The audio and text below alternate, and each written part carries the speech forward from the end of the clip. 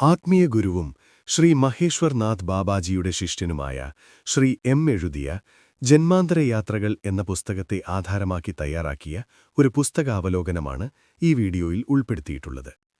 ഈ അധ്യായത്തിൽ പരാമർശിക്കുന്ന അനുഭവങ്ങൾ, സംഭവങ്ങൾ, ആത്മീയ വിവരണങ്ങൾ, പുസ്തകത്തിൽ അവതരിപ്പിച്ചിരിക്കുന്ന ആശയങ്ങളെ അടിസ്ഥാനമാക്കിയുള്ള വ്യക്തിപരമായ വായനാനുഭവത്തിന്റെ പുനർവിവരണമാണ്. ഇത് 15ാമത്തെ ഭാഗമാണ്. 1 മുതൽ 14 ഭാഗങ്ങൾ വരെ കണ്ടുകാണുമല്ലോ. നമുക്ക് പുസ്തകത്തിലേക്ക് പോകാം. 2012 മെയ് മാസത്തിൽ ഏകദേശം 160 പേരടങ്ങുന്ന ഒരു വലിയ സുഹൃത്ത് സമൂഹത്തെ നയിച്ചുകൊണ്ട് ഞാൻ ഹിമാലയത്തിലെ പരിശുദ്ധ തീർത്ഥകേന്ദ്രങ്ങളായ കേദാർനാഥും ബദരീനാഥും ലക്ഷ്യമാക്കി യാത്ര തിരിച്ചു. പഴയ പരിചയക്കാരും പുതുമുഖങ്ങളുമടങ്ങിയ വൈവിധ്യമാർന്ന ഒരു സംഘമായിരുന്നു അത്. മഞ്ഞുമൂടിയ പർവ്വതങ്ങളിലേക്ക് നടത്തുന്ന ആ തീർത്ഥയാത്രയുടെ ആവേശം എല്ലാവരെയും ഒരേ മനസ്സോടെ കൂട്ടിയിണക്കിയിരുന്നു. സംഘാടനപരമായ എല്ലാ ചുമതലകളും വളരെ കൃത്യമായി കൈകാര്യം ചെയ്തത് ഭവാനിദേവി ഹേമന്ത് സിംഗും കൈലാർക്ക് ട്രാവൽസിലെ കൺവാൾജിത് സിംഗുമായിരുന്നു. ഡൽഹിയിൽ നിന്നാണ് ഞങ്ങളുടെ യാത്ര ആരംഭിച്ചത്. സത്സംഗ് ഫൗണ്ടേഷന്റെ അടയാളങ്ങളോടെ നമ്പർ ചെയ്ത നിരവധി വാഹനങ്ങളിലായാണ് ഞങ്ങൾ യാത്ര ചെയ്തത്. മുന്നോട്ടും മടക്കത്തിലും അതേ ക്രമവും ശാസനയും പാലിച്ചതിനാൽ യാത്രയിൽ ഒരു തരത്തിലുള്ള തടസ്സങ്ങളും ഉണ്ടായില്ല. കേദാർനാഥ സന്ദർശനം കഴിഞ്ഞ് ബദരീനാഥിലേക്കുള്ള യാത്രയുടെ മുൻ രാത്രി ഞങ്ങൾ രുദ്രപ്രയാഗിൽ തങ്ങി. സംഘത്തിലെ ചിലർ മൊനായ് റിസോർട്ടിലാണ് താമസിച്ചത്. വൈകുന്നേരം ശരീരശുദ്ധി വരുത്തിയ ശേഷം എന്റെ മുറിയുടെ പിൻവശത്തുള്ള മട്ടുപ്പാവിൽ നിന്ന് ചുറ്റുപാടുകൾ ഞാൻ നിരീക്ഷിച്ചു. താഴെ അളകനന്ദയും മന്ദാകിനിയും സംഗമിച്ച് ഗംഗയായി ഒഴുകുന്നത് കാണാമായിരുന്നു. ആ ഒഴുക്കിന്റെ ശബ്ദം ശക്തവും ഊർജ്ജസ്വലവുമായിരുന്നെങ്കിലും അതിലൊരു സൗമ്യതയുണ്ടായിരുന്നു. അകലെയായി നദീതീരത്തിനു മുകളിൽ ഭദ്രകാളീദേവിക്ക് സമർപ്പിച്ചിരിക്കുന്ന ഒരു പുരാതന ക്ഷേത്രത്തിന്റെ ദൃശ്യം മനസ്സിൽ ആഴത്തിൽ പതിഞ്ഞു. ഒരു ആന്തരിക പ്രേരണയാൽ ഞാൻ റിസോർട്ടിന്റെ പിൻവശത്തുകൂടെ ഇറങ്ങി, മതിലിനു പുറത്തുള്ള ചെറുവാതിൽ കടന്ന് കുന്നിറങ്ങി ക്ഷേത്രത്തിന് സമീപമെത്തി. വർഷങ്ങൾക്കു മുമ്പ് ഈ പ്രദേശത്ത് ഹോട്ടലുകളോ റിസോർട്ടുകളോ ഇല്ലാത്ത കാലത്ത് ഒരു ചെറിയ കുടീരം ഇവിടെ നിലനിന്നിരുന്നു. അതൊരു ലളിതമായെങ്കിലും ഉറപ്പുള്ള നിർമ്മിതിയായിരുന്നു. ഒരു കാലത്ത് ബാബാജിയോടൊപ്പം സഞ്ചരിച്ചിരുന്ന സമയങ്ങളിൽ പരിചയപ്പെട്ട ഒരു നാഥ് സമ്പ്രദായ യോഗി അവിടെ വസിച്ചിരുന്നുവെന്നെനിക്ക് ഓർമ്മ വന്നു. അദ്ദേഹത്തിന്റെ പേര് ഭദ്രനാഥ് എന്നായിരുന്നു. 1990 ഒരു ഹിമാലയ യാത്രയ്ക്കിടെ ബാബാജി മഹാസമാധിയായതിന് കുറച്ചു വർഷങ്ങൾക്കു ശേഷം ഞാൻ ആ കുടീരത്തിൽ ഒരു സന്യാസിയോടൊപ്പം കുറച്ചുനേരം ചിലവഴിച്ചിരുന്നു. അദ്ദേഹത്തിന്റെ പേര് ആനന്ദ എന്നായിരുന്നു. പിന്നീട് 1996 അദ്ദേഹം ഹിമാലയത്തിന്റെ ഉയർന്ന പ്രദേശങ്ങളിലേക്ക് പോകുകയാണെന്നുള്ള ഒരു കത്ത് എനിക്ക് ലഭിച്ചു. അതൊരു അവസാന യാത്രയായിരിക്കാമെന്ന സൂചനയും അതിലുണ്ടായിരുന്നു. ഈ ഓർമ്മകളോടെയാണ് ഞാൻ വീണ്ടും ആ കുടീരത്തെക്കുറിച്ച് ചിന്തിച്ചത്. ഇപ്പോഴവിടെ ആരെങ്കിലും ഉണ്ടാകുമോ എന്ന കൗതുകം തോന്നി. അധികം വൈകാതെ ഒരു വലിയ ബോധിവൃക്ഷത്തിന്റെ ചുവട്ടിൽ ജടകെട്ടിയ മുടിയുമായിരിക്കുന്ന ഒരു സന്യാസിയെ ഞാൻ കണ്ടു. അദ്ദേഹം ഹരഹര മഹാദേവ് എന്ന് അഭിവാദ്യം ചെയ്തു. ഞാൻ ശംഭോ മഹാദേവ എന്നു മറുപടി പറഞ്ഞു. അദ്ദേഹം ധ്യാനത്തിലോ ജപത്തിലോ ആയിരുന്നില്ല, ഒരു ഹുക്ക തയ്യാറാക്കുന്നതിലായിരുന്നു ശ്രദ്ധ. എന്നോടൊപ്പം ചേരാൻ സുഹൃത്തുക്കൾ വരുമോ എന്ന് ചോദിച്ചുകൊണ്ട് നേപ്പാളിൽ നിന്നുള്ള വസ്തുവാണെന്ന് സൂചിപ്പിച്ചും പറഞ്ഞു. ഞാൻ വിനീതമായി നിരസിച്ചു. എത്ര കാലമായി അവിടെ താമസിക്കുന്നുവെന്ന് ചോദിച്ചപ്പോൾ 1 വർഷത്തിലേറെയായി എന്നാണ് മറുപടി. യാത്രക്കാരിൽ നിന്ന് ലഭിക്കുന്ന സഹായം കൊണ്ടാണ് ഭക്ഷണസാധനങ്ങൾ വാങ്ങുന്നതെന്നും അദ്ദേഹം പറഞ്ഞു. ആ സംഭാഷണം അവസാനിപ്പിച്ച് ഞാൻ നദിയിലേക്കുള്ള വഴിയിലേക്ക് തിരിഞ്ഞു. ഹിമാലയത്തിലെ ഈ പുണ്യഭൂമിയിൽ യഥാർത്ഥ സന്യാസികളെക്കാൾ വ്യാജവേഷധാരികളെയാണ് കൂടുതലായി കാണുന്നതെന്ന യാഥാർത്ഥ്യം എന്റെ മനസ്സിലൊരു നൊമ്പരമായി നിറഞ്ഞു. ഇരുട്ടു വീഴാറായ സമയത്ത് നദീതീരത്ത് എന്റെ സംഘത്തിലെ 2 പേരെ ഞാൻ കണ്ടു. ഒഴുകുന്ന വെള്ളത്തിന്റെ ശബ്ദം കേട്ടുകൊണ്ട് ഒരു പാറമേലിരുന്ന് ഞാൻ പഴയ ഓർമ്മകളിലേക്ക് തിരിഞ്ഞു. ഒരിക്കൽ ബാബാജിയോടും യോഗി ഭദ്രനാഥനോടും ചേർന്ന് ആ കുടീരത്തിൽ ചിലവഴിച്ച ഒരു സാധാരണ രാത്രിയുടെ സ്മരണകൾ മനസ്സിൽ തെളിഞ്ഞു. അടുത്ത ദിവസം രാവിലെ ഞങ്ങൾ ഗുപ്തകാശിയിലേക്ക് യാത്ര തുടർന്നു. എന്നാൽ 1990 സന്യാസി ആനന്ദയുമായുണ്ടായ ആ കൂടിക്കാഴ്ചയും അദ്ദേഹത്തോടൊപ്പം ചിലവഴിച്ച ദിവസങ്ങളുമാണ് ഇനി ഞാൻ ഓർക്കാനും പറയാനും പോകുന്നത്. അന്നത്തെ കാലഘട്ടത്തിൽ ഞാനൊരു പരമ്പരാഗത പരിവാചക സന്യാസിയുടെ രൂപത്തിലായിരുന്നില്ല. നഗരജീവിതത്തിന്റെ സ്വാധീനങ്ങൾ ഇപ്പോഴും എന്നിലുണ്ടായിരുന്നു. ജീൻസും ടീഷർട്ടും ധരിച്ച്, മുടി ഒതുക്കി വെട്ടി, തോൾസഞ്ചി ചുമന്ന് എവിടെയായാലും ലഭിക്കുന്ന ഗതാഗതമാർഗങ്ങൾ ഉപയോഗിച്ച് ഞാൻ യാത്ര ചെയ്യുമായിരുന്നു. ചെരുപ്പില്ലാതെ നടക്കാറില്ല, പകരം ക്യാൻവാസ് ഷൂസുകളാണ് ഉപയോഗിച്ചിരുന്നത്. ഒരു സന്ധ്യയ്ക്ക് രുദ്രപ്രയാഗിൽ ബസ്സിൽ നിന്നിറങ്ങി ഞാൻ നദീതീരത്തോട് ചേർന്നുള്ള ഒരു കുടീരത്തെ ലക്ഷ്യമാക്കി നടന്നു. അന്നവിടെ റിസോർട്ടുകളോ ഹോട്ടലുകളോ ഒന്നുമില്ലായിരുന്നു. ഞാൻ അവിടെ എത്തുമ്പോഴേക്കും ഇരുട്ട് പതിയെ പടർന്നു തുടങ്ങിയിരുന്നു. കൈവശമുണ്ടായിരുന്ന ടോർച്ചിന്റെ വെളിച്ചം വഴികാട്ടിയായി താഴേക്കിറങ്ങുന്ന പാതയിലൂടെ ഞാൻ കുടീരത്തിലെത്തി. കുടീരത്തിനുള്ളിൽ മണ്ണെണ്ണ വിളക്കിന്റെ മങ്ങിയ വെളിച്ചം മാത്രം. പുറത്ത് കത്തിക്കൊണ്ടിരുന്ന ധൂനിയുടെ ചൂട് ഇപ്പോഴും അനുഭവപ്പെടുന്നുണ്ടായിരുന്നു. വാതിലിനരികിലേക്ക് ഞാൻ നീങ്ങിയപ്പോൾ ഒരാൾ പുറത്തേക്ക് വന്നു. എന്നാൽ അത് ഭദ്രനാഥ്ജിയല്ല. വെള്ളക്കുർത്തയും ധോത്തിയും ധരിച്ച മധ്യവയസ്സനായ ഒരാളായിരുന്നു അദ്ദേഹം. നമസ്തേ, ഞാൻ പറഞ്ഞു. നമസ്തേ, കമിൻ. ഇംഗ്ലീഷിൽ അദ്ദേഹം മറുപടി നൽകി.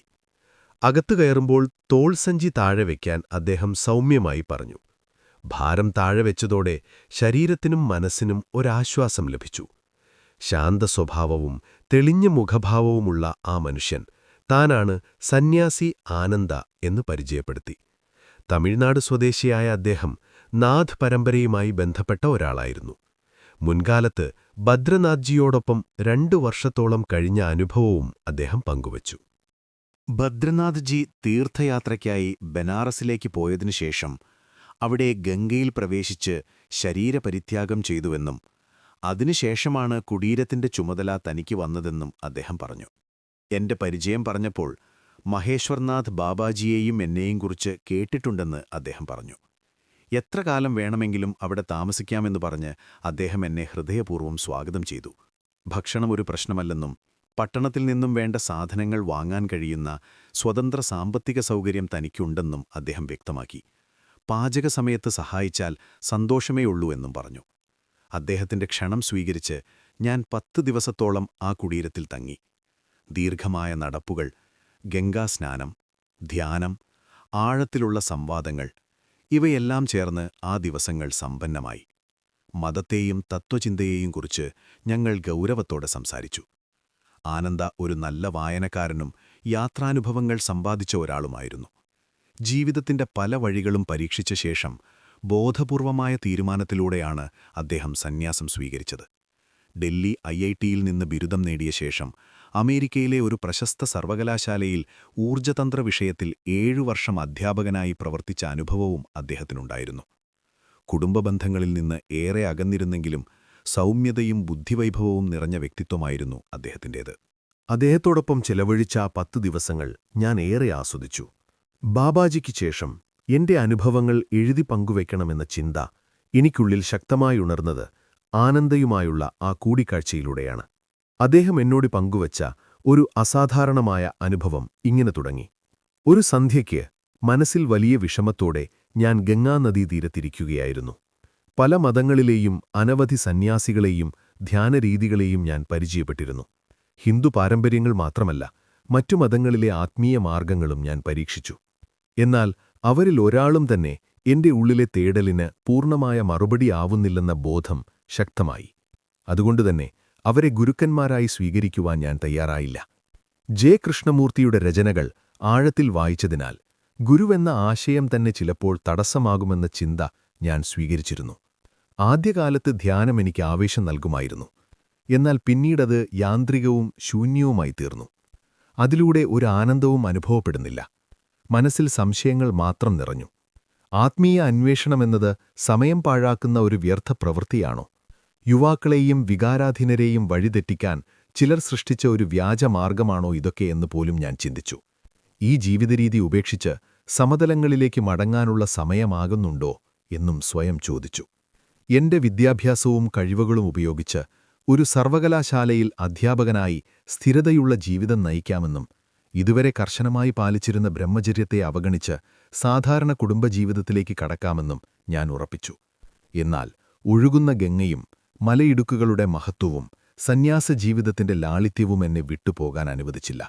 ഇത്തരം പരസ്പര വിരുദ്ധ ചിന്തകളാൽ തളർന്ന് ഞാൻ കണ്ണുകളടച്ച് തലയിൽ കൈവച്ച് ഉച്ചത്തിൽ വിളിച്ചു ചോദിച്ചു, ഹിമാലയത്തിൽ വസിക്കുന്നു എന്ന് പറയുന്ന മഹാഗുരുക്കന്മാർ എവിടെയാണ്? എന്നെപ്പോലുള്ള ആത്മാർത്ഥതയോടെ തേടുന്ന ഒരാളെ സഹായിക്കാൻ അവർ എന്തുകൊണ്ട് മുന്നോട്ടു വരുന്നില്ല? ഇതെല്ലാം നിർദോഷികളെ ഭ്രമിപ്പിക്കാനുള്ള കഥകളാണോ?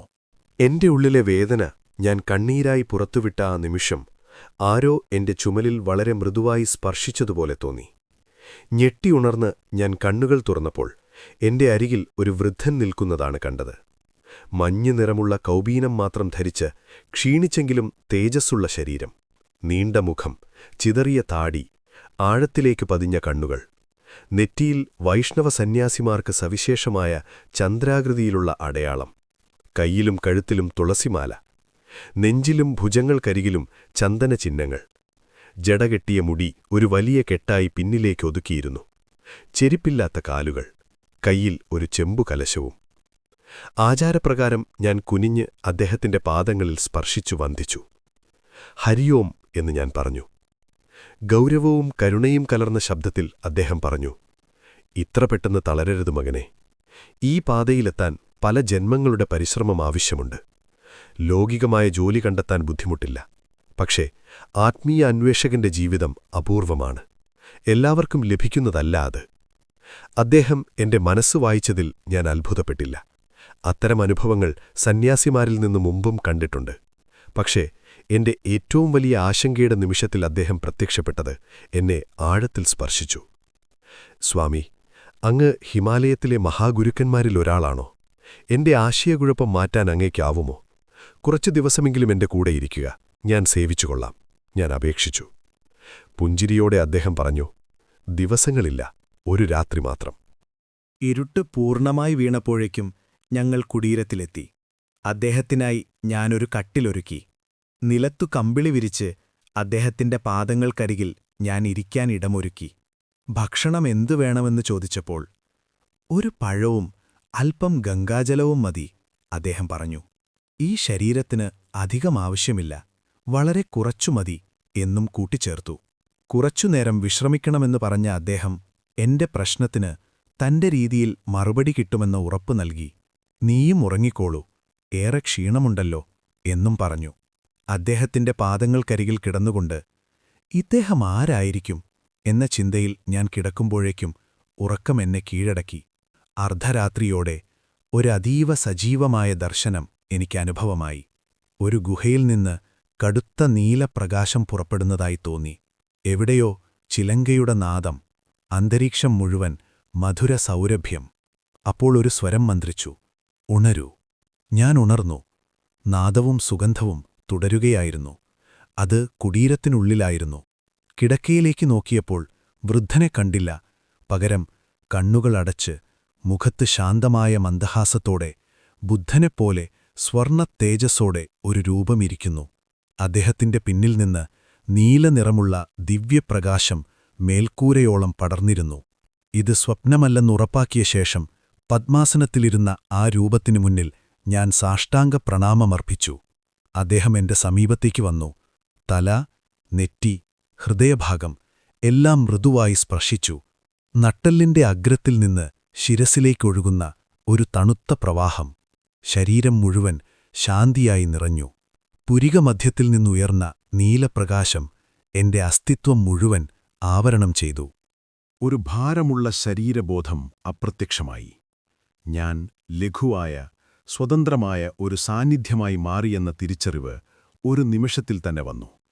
ഹൃദയകേന്ദ്രത്തിൽ നിന്ന് അകത്തേക്കും പുറത്തേക്കും ചലിക്കുന്ന സൂക്ഷ്മകണങ്ങൾ അനന്തമായ പ്രകാശത്തിൽ നിന്ന് ഉദിച്ച് അതിലേക്ക് തന്നെ ലയിക്കുന്നതുപോലെ അനുഭവപ്പെട്ടു. ആ ദേഹാതീതാവസ്ഥയിൽ നിന്ന് ഞാൻ തിരിച്ചു വന്നപ്പോൾ പ്രഭാതം പൂർണ്ണമായി വിരിഞ്ഞിരുന്നു. കണ്ണു തുറന്നപ്പോൾ ആരുമില്ല.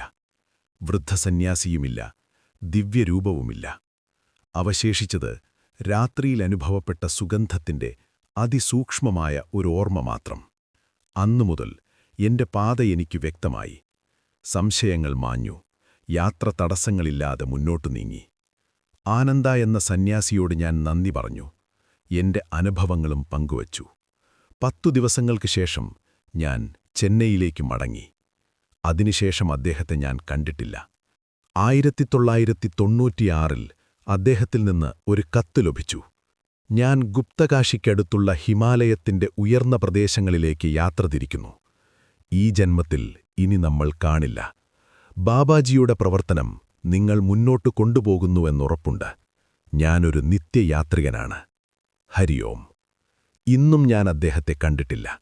പക്ഷേ എല്ലാ ബന്ധനങ്ങളും വിട്ടൊഴിഞ്ഞ് ഹിമാലയത്തിലെ എവിടെയോ സ്വതന്ത്രനായി അദ്ദേഹം വിഹരിക്കുന്നുണ്ടെന്ന് എനിക്കുറപ്പുണ്ട്.